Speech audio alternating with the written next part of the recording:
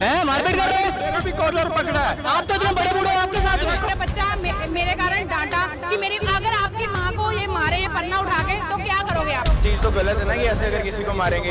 मारपीट ही कर दी मतलब इस तरीके से।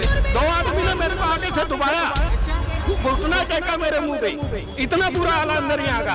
ऐसे मिलेगा, देखो प्रचार में पैसे में बांट रहे हैं। ये तो बहुत बुरी हालत है यहाँ पर। पिछली बार मेरे साथ भी ऐसा हुआ कि बाई चांस गलती से ना चाहते हुए वहाँ के। आज बांके बिहारी मंदिर में गोस्वामी जी ने एक परिवार की बुरी तरह से पिटाई कर दी।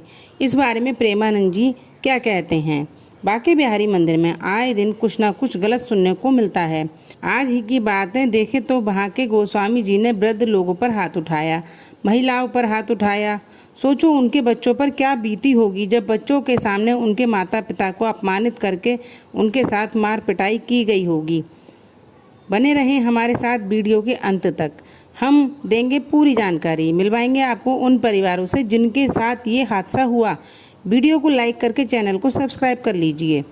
हम बता रहे हैं आज बांके बिहारी मंदिर की, जहां लोग पूरी दुनिया भर से बांके बिहारी जी के दर्शन के लिए आते हैं, लेकिन जब वे वृंदावन आते हैं तो अपने साथ कुछ अच्छी और कुछ बुरी यादें साथ लेकर जाते हैं। अब आप सोच रहे होंगे बिहारी जी के घर से लौटकर बुरी यादें क्या होंगी।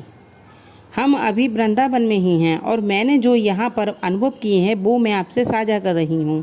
सबसे पहले हम बात कर रहे हैं मंदिर की, तो यहाँ पर पंडा महंत ज़्यादातर सभी लोग अपने अपने बिजनेस में लगे हुए हैं। ये लोग मंदिर में आने वाली भीड़ का भरपूर फ़ायदा उठाते हैं। जहाँ से बिहारी जी की गली में जाते ही धंधा ये चालू हो जाता है। जब आप प्रसाद की दुकान से प्रसाद लेते हैं तो यहाँ पर 100 रुपये के 2 पेड़े मिलते हैं, जबकि आप इस गली के बाहर से अगर लेंगे पेड़े तो वहाँ पर ये पेड़े 300-400 रुपये किलो आराम से मिल जाते हैं। प्रसाद लेने के बाद जब आप दर्शन के लिए लाइन में लगते हैं तो वहाँ खाली लोग घूम रहे होते हैं जो आवाज़ लगाकर कहते हैं कि बिना लाइन के दर्शन कराएं। जब आप उनसे पूछेंगे कि कहाँ जाना है बिना लाइन के दर्शन करने के लिए, किधर से जाना है भैया, तो वो आपको बताएंगे जल्दी दर्शन करने के लिए एक आदमी के 400 रुपये लगेंगे। ये VIP दर्शन है और VIP दर्शन कराएंगे। और प्रसाद का अगर आपको भोग लगवाना है तो प्रसाद के डिब्बे के ऊपर 200 रुपये रखवाएंगे और बिहारी जी के बिल्कुल नज़दीक से रेलिंग के पास से आपको दर्शन कराएंगे। जो रेलिंग लगी हुई है उसके अंदर नहीं जाना है, उसके बाहर से ही आपको दर्शन कराएंगे। अगर आप उसके अंदर जाना चाहते हैं, रेलिंग के अंदर जाना चाहते हैं, तो आपको 2000 रुपये देने होंगे। तो आप रेलिंग के अंदर जाकर बिहारी जी के दर्शन कर सकते हैं। अगर आपको माला पहनानी है या कुछ चढ़ाना है तो आपको 500 रुपये देने होंगे। आपकी माला बिहारी जी तक पहुंच जाएगी और आपको बिहारी जी से माला भी मिल जाएगी प्रसाद में। और रेलिंग के अंदर जाना है मतलब कि ऊपर जाना है, जो बिहारी जी की चौखट है तो उस तक जाने के लिए, जहाँ पर बिहारी जी की चौखट है, लोग जहाँ इत्र लगाते हैं, बिहारी जी की सेवा करते हैं, तो वहाँ पर जाने के लिए आपको 5000 रुपये देने होंगे। जी हाँ, 5000 रुपये देकर आप बिल्कुल बिहारी जी को नज़दीक से उनकी चौखट तक जा सकते हैं जहाँ पर पंडित जी बैठे होते हैं। अब आप बताइए कि बिहारी जी किससे मिलें, किससे ना मिलें, किसका भोग स्वीकार करें, किसका ना स्वीकार करें, किसकी माला पहने, किसको अपना प्रसाद दें, किसको अपनी माला दें, ये सब डिसाइड कौन करेगा? ये सब डिसाइड कर रहे हैं वहाँ के एजेंट, वहाँ के पंडा, वहाँ और जो वहाँ फालतू लोग घूम रहे हैं वहाँ के एजेंट, ये सब वो तय करते हैं। मतलब अमीर आदमी से ही मिलेंगे बिहारी जी, गरीब आदमी से तो मिलने का चांस ही नहीं है। गरीब आदमी इतनी दूर दूर से दुनिया भर से यहाँ बिहारी जी के दर्शनों के लिए आ रहा है तो वो केवल बिहारी जी की दर्शनों की भीड़ में धक्के खाए और भीड़ में जो हादसा हो जाए उन हादसों का शिकार बने और बिहारी जी के दर्शन उसे नहीं मिलेंगे। बहुत दूर से अब तो जो आंगन है बिहारी जी का, जो स्पेस एरिया था जहाँ पर सब दर्शन करते थे, तो वो एरिया बंद कर दिया है। साइडों में रेलिंग लगा दी है, साइडों से अभी बिहारी जी के दर्शन होते हैं भीड़ में से, तो उनमें से सही से दर्शन हो भी नहीं पाते हैं और भीड़ को चलाते रहते हैं। अगर आपको VIP दर्शन करने हैं तो वहाँ आप आंगन में 400 रुपये पे करके, पर आदमी के 400 रुपये पे करके जा सकते हैं। गरीब आदमी यहाँ भीड़ में खड़ा रहे, घंटों भीड़ के धक्के खाए, अगर उसमें कोई हादसा हो जाए उसका शिकार बने, अगर वो इस बात पे कुछ बोल दे किसी के लिए या फिर कुछ भी उसके मुंह से निकल जाता है तो ये लोग उसे अपमानित करते हैं, उसके साथ मारपीट पर उतर आते हैं। ये पंडा वगैरह जो घूम रहे हैं यहाँ फालतू लोग, मतलब जो बेरोज़गार हैं, उनका रोज़गार यही है, जिन्हें आप कह सकते हैं एजेंट। तो वो ये सब यही करने के लिए यहाँ घूम रहे हैं।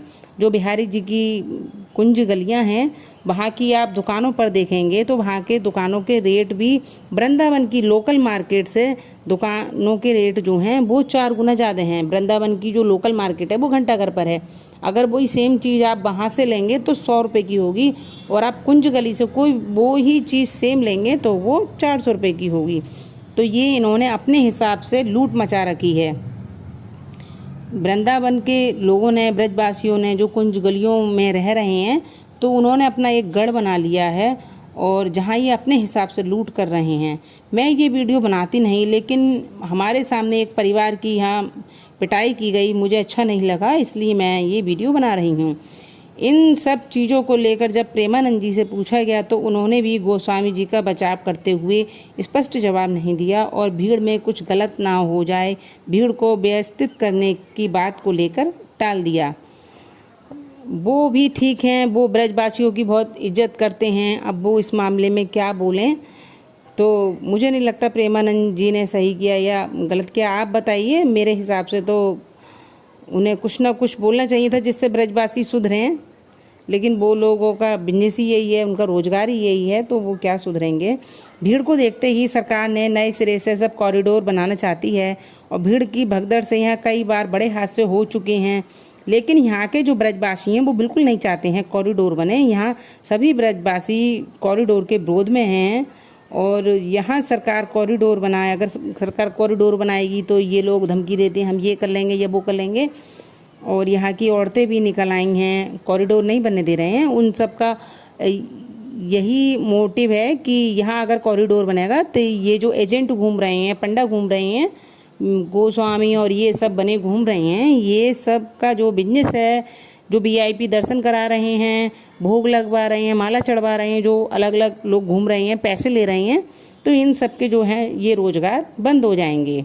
आज जो मारपीट की गई यहाँ वो कहीं ना कहीं वो पैसों की वजह से ही हुई थी। आपके हिसाब से आपको क्या लगता है, आप कमेंट जरूर करें। मारपीट कर रहे हो? मेरा भी कॉलर पकड़ा है। आप तो इतने बड़े बूढ़े हो, आपके साथ में मेरा बच्चा मेरे कारण डांटा कि मेरी, अगर आपकी माँ को ये मारे, ये पन्ना उठा के, तो क्या करोगे आप? चीज तो गलत है ना कि ऐसे अगर किसी को मारेंगे। मारपीट ही कर दी, मतलब इस तरीके से। 2 आदमी ने मेरे को आगे से दबाया, घुटना टेका मेरे मुंह पे, इतना बुरा हाल अंदर यहाँ का। ठाकुर जी को भोग लगा शिकंजवी का, तो हमने कहा दे दो हमें भी प्रसाद, 20 रुपए दो तो गिलास मिलेगा। देखो प्रसाद भी पैसों में बांट रहे हैं। ये तो बहुत बुरी हालत है यहाँ पर। आपके हिसाब से कॉरिडोर बनना चाहिए या नहीं, आप मुझे कमेंट में ज़रूर बताएं। और ये जो बुजुर्ग लोगों के साथ आज मारपीट की गई है, उनके लिए आप 2 शब्द प्लीज़ ज़रूर कहें। मेरा वीडियो बनाने का मकसद किसी की भावनाओं को आहत पहुंचाना नहीं है।